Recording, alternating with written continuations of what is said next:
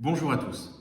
Comme vous l'avez entendu hier soir et comme c'était à craindre, le gouvernement remet en place un confinement qui ne porte pas son nom.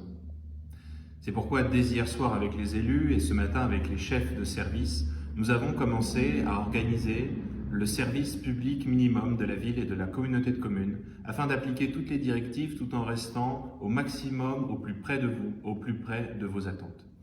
C'est pourquoi nous mettons en place ce que j'appelle le maximum du service minimum, afin, dans cette ville qui reste à taille humaine, où tout est gérable, d'apporter les services publics essentiels à tous dans cette période qui s'avère particulièrement difficile.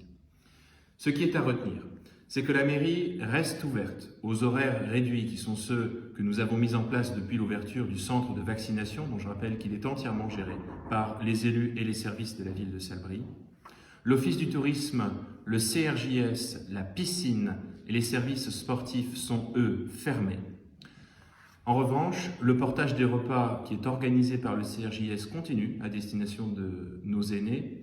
Et je sais que c'est le sujet sans doute le plus important pour vous et c'est celui qui nous prend le plus de temps à organiser depuis ce matin. Nous organisons un service minimum pour les écoles. La semaine prochaine, le service public minimum sera mis en place à l'école Yves Gautier afin de garder les enfants des parents qui sont mobilisés dans cette période.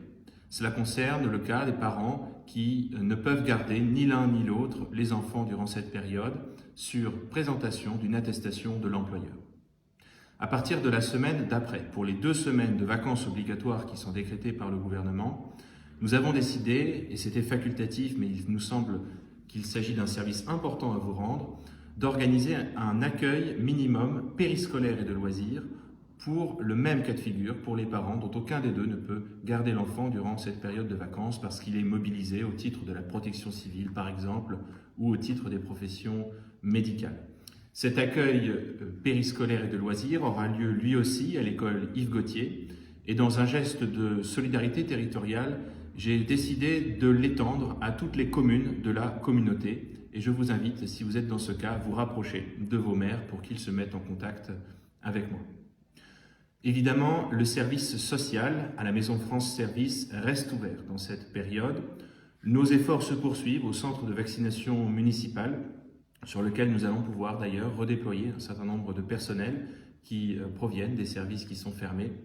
Et enfin, nous avons décidé de laisser ouvert la bibliothèque municipale à l'instar de toutes les librairies de France et de Navarre, puisque cette période sera, je l'espère, propice à chacun de nous pour découvrir de nouveaux livres et de nouveaux magazines en attendant que les beaux jours reviennent. Sachez que vous pouvez compter sur la mobilisation absolue de vos élus et sur notre présence quotidienne pour répondre à vos questions et vous accompagner dans cette période. Je vous souhaite une très bonne fin de journée et vous dis à bientôt.